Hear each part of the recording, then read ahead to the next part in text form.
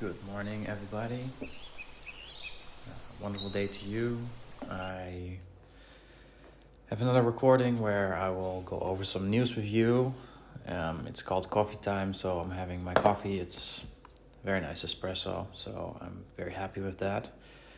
And let's jump right into some news, and then I will explain a little bit about what I think about it, and hopefully we can all learn together. So here we go.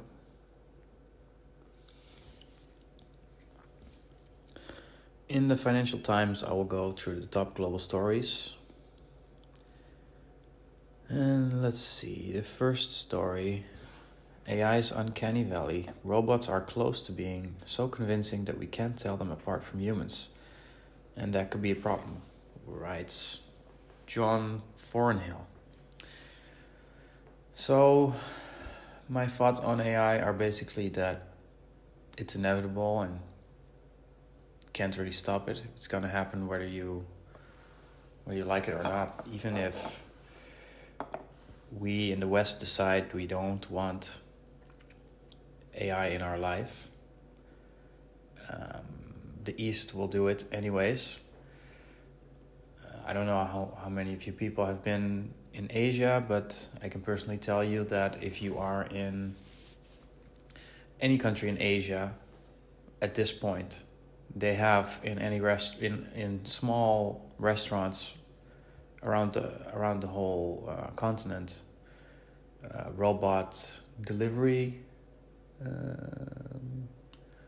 like robot delivery bots or droids. I don't know what you want to call them.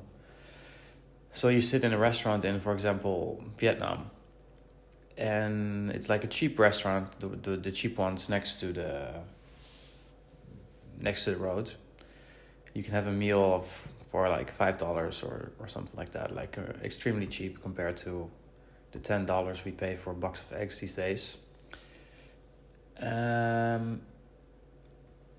These robots are everywhere. They deliver your food to your table, which to me was amazing and shocking to see everywhere, because you associate these things with Japan, but apparently they are all over Asia.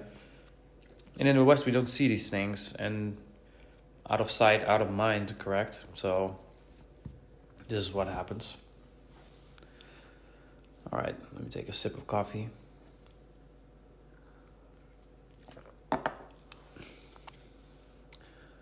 Okay, so the next one is Chinese chatbots. Tech giants Baidu and ByteDance made their ChatGPT-like products available to the public yesterday after gaining regulatory approval. Okay, let's just see the article.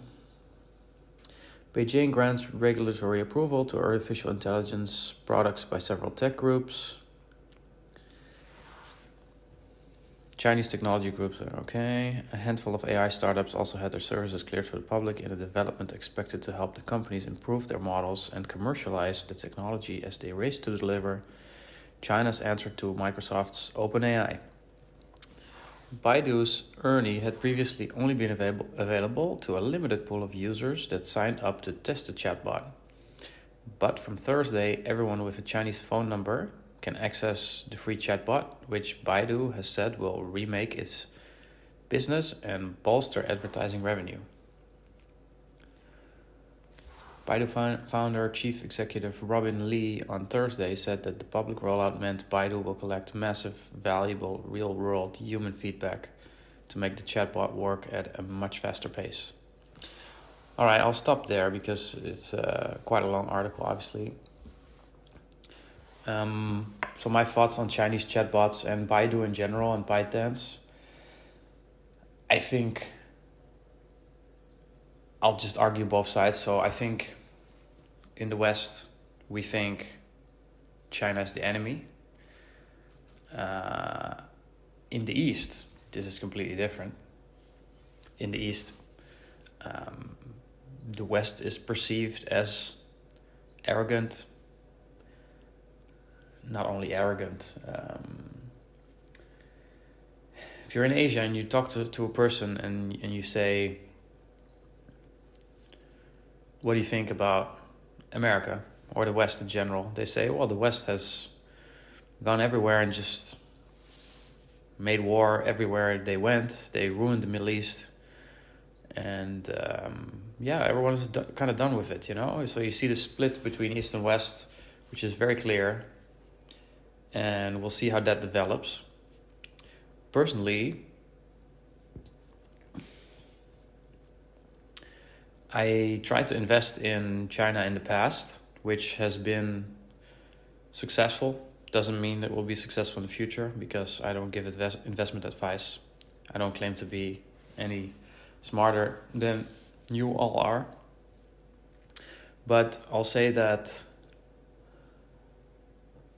the Chinese are extremely capable. Charlie Munger talks about a company called BYD all the time. And you can look at the stock chart and see how BYD has done. And you can look at the stock chart and see how Baidu has done. The CEO of Baidu is a guy called, I think he's called Andy something. You can see him, find him on Twitter. He's a very capable individual who was a Silicon Valley entrepreneur, went back to China to work in Baidu as the head of artificial intelligence, if I remember correctly. This guy is legit. I think Baidu has always been a great company. They are obviously the biggest search engine in China. And what will the future be?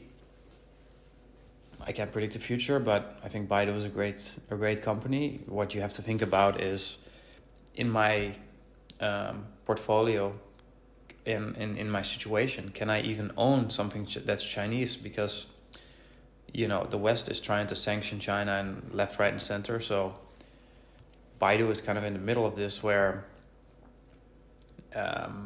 they are listed on the New York Stock Exchange, if I'm correct. And you can probably buy them also from the Hong Kong Stock Exchange. These are both great options, but what now sort of is happening, that if you live in Europe, for example, they say, oh, you can't invest in Chinese stocks anymore. And if they keep doing that, then this will be a problem for you in the future. If you live in Asia, of course, this is a different story. If you live in somewhere like India or Vietnam or these countries, I would highly recommend you invest in your continent. Or if you're from Africa, China is a force that's growing.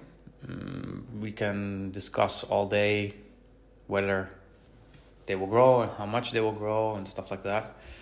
But for sure, China and US are the big world powers. So it kind of boils down to that. Do you pick the East or the West? If you're from Africa or India, you want to play probably both in your own country, of course. They say the best thing to invest in is what you know the best. So maybe you can analyze for yourself, what do I know best? And analyze for yourself what that is. Maybe you have a skill. For example, personally, I studied online marketing for a long time. So you know that area, then you learn one thing, and then the next thing is easier to learn, and you kind of go from there and invest in yourself and in these skills. But I think that was a long-winded way of discussing the article, so let's go to the next one after a sip of coffee. All right.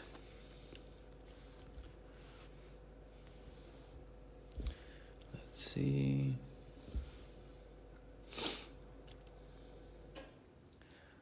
Okay, let's see.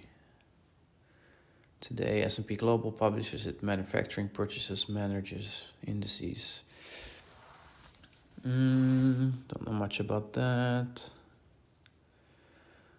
Okay, UK, the sale of fluorescent light bulbs for household use is banned from today, while large parts of the country will face disruption from train strikes.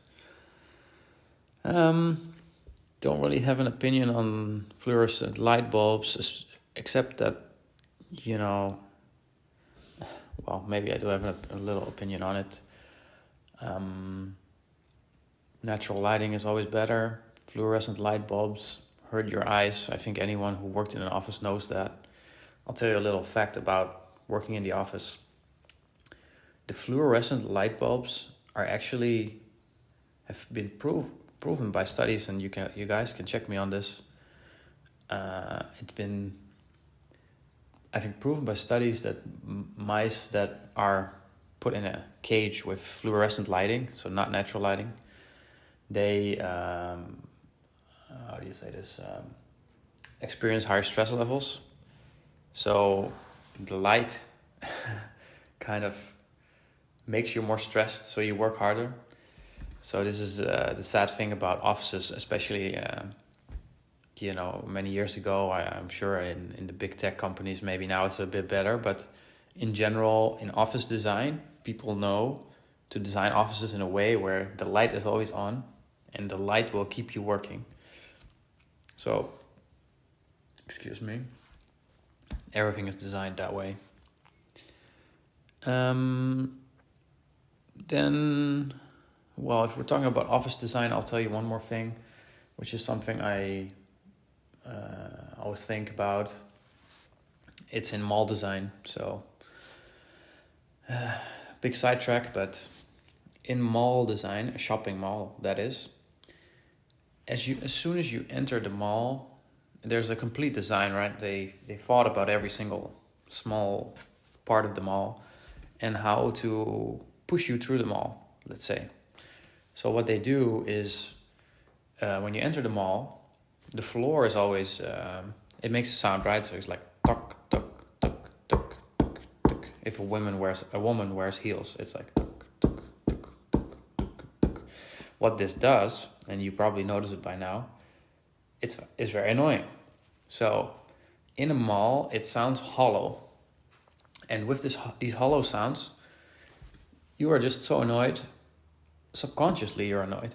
You don't know you're annoyed, but you are annoyed. So what do? You're in the mall, everything is noisy, and you're like, you're not done. You don't know you're done, but you are done. So you enter the store. As soon as you enter the store, there's music, because the music calms you down. Then you enter the store and you're like, hey, this is like a nice oasis of peace, you know? And in this oasis of peace, I'll tell you from market research, it's proven that first people go right more than left. So again, you can look it up. If I'm incorrect, please let me know. So you get in, take a right in general. More people take a right than left. So you can notice that as soon as you enter the store, what do I want to do? Or what was my subconscious doing? And what did I want to do? In general, you go right. So they put all the sales, the stuff that they want to sell the most of in the store, you put on the right. And some extra facts for you on this beautiful morning while I take some more coffee. And let's see.